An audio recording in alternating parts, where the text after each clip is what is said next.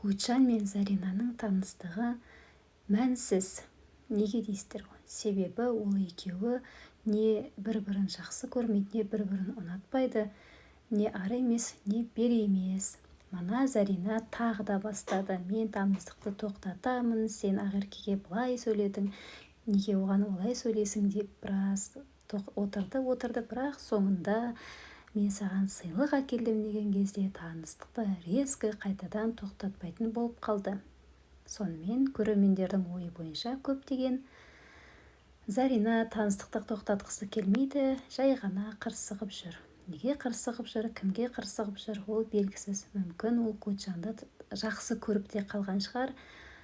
Мүмкін, ол да мүмкін, бірақ бұл екеуінен мен мүлдем жұп көрмеймін. Екеуі той жасайды деп те ойламаймын. Сондықтан Зарина бекер олай істеп жүр. Қит етсе таныстықты тоқтатам деп шығады, қит етсе таныстықты тоқтатам деп шығады. Соңында бәрібір отырады да әрі қарай жалғастырады. Не үшін оны айтады, не үшін бұның барлығы, мен түсінбедім.